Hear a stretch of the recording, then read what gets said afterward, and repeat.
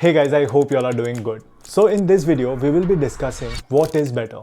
Is Masters of Architecture in India better, or you should go and do your masters somewhere in abroad? So in this video, we'll be going step by step, comparing various points that I think are very crucial when deciding where to do your masters from. And these are the points that I was always confused with. I'm living here in Canada from past 4 years, and I think now I'm capable enough to guide you properly and to analyze all of these aspects and give you a decision what is better, on what is better basically. This video will be a very helpful video if you are a student and if you're thinking that okay, where should I do my masters from? Is it India or is it abroad? If you have this question, this video is the video for you. And guys, before moving ahead, I would like to ask you just one thing. Please go ahead, hit a like and subscribe to this channel. I am here to guide you to make our community better, to make our community to take better decisions regarding architecture based on my experience, my fellow architects' experience, and what is going on right now in the industry, that experience.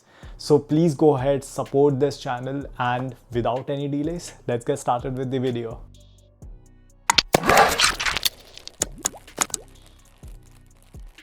So guys, point number one, it's the most important point actually, and a lot of students do not think about it while taking their decision. It's the exposure point, okay?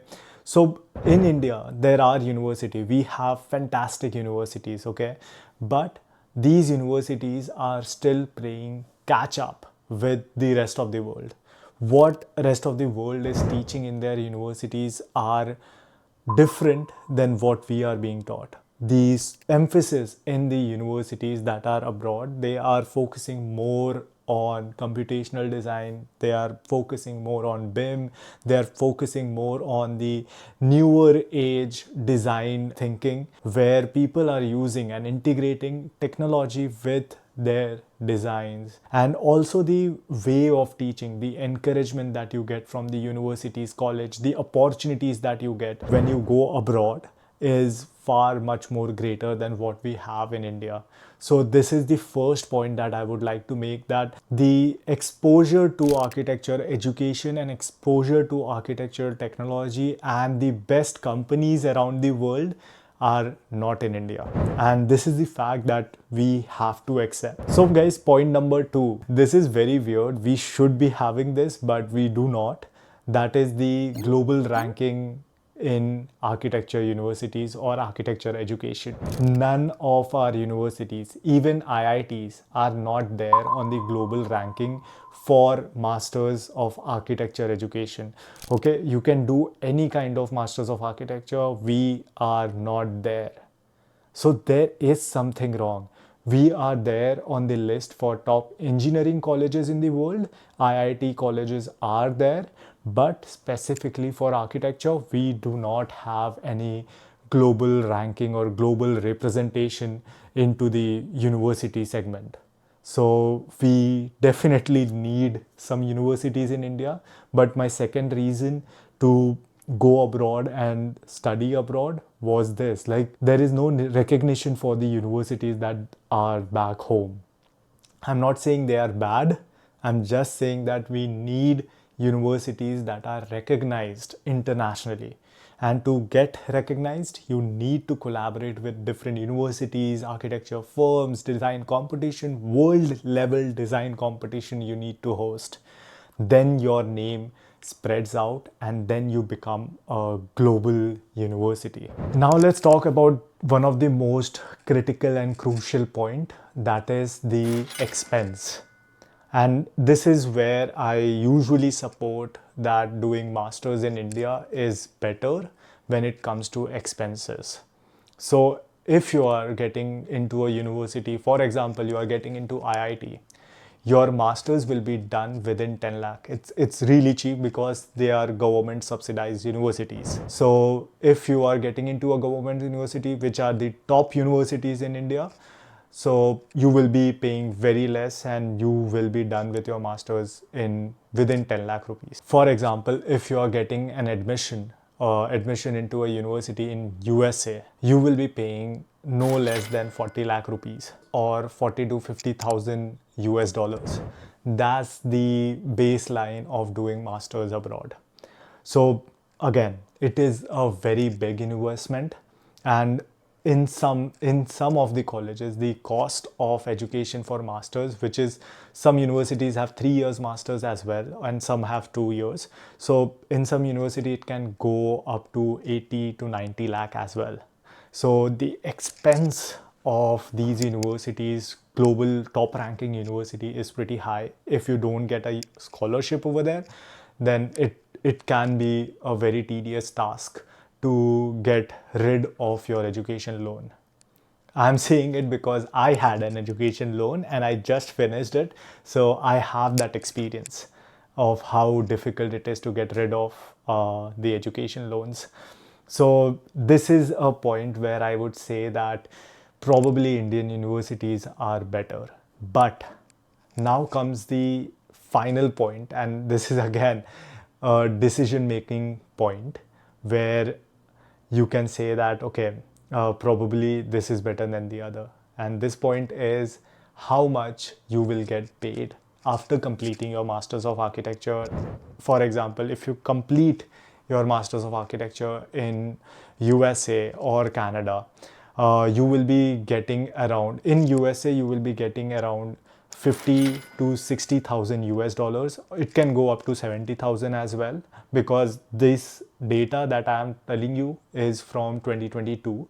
So you can get up to 70,000 US dollars. That's the average, the maximum average, I would say. And if you are completing your Masters of Architecture from India, you will be getting around 5 to 10 lakh rupees. A lot of people keep telling me that you can't compare $70,000 in USA to 10 lakh rupees in India, or 15 lakh rupees in India, for example. You won't get 15 lakh if you complete your Masters of Architecture annually, I'm talking about, and 70,000 is also annually.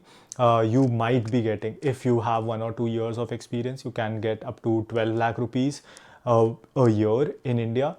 So yeah, you are making 1 lakh rupees per month with no taxes, because there is no tax right now. But here, if your salary is $60,000, you are paying around 18% in tax, plus your expenses, your monthly expenses or yearly expenses would be around 20 to 30,000 US dollars. So here you are saving approximately around 30% of your salary. So this is at one instance, and you are saving in dollars. Another instance is you are saving in rupees. And most probably you will be able to fulfill your debt in India faster, because you will have a lesser amount of debt. That you invested 10 lakh rupees in your education, you can get rid of that 10 lakh rupees in 1 or 2 years. But if you are a person in US who has taken 50 lakh rupees loan, who has to stay in US, you are spending money in US, you are staying there, and the amount that you will be saving will be negligible, because you will be paying your debt, and this debt will go for at least 2 to 3 years or 4 years as well.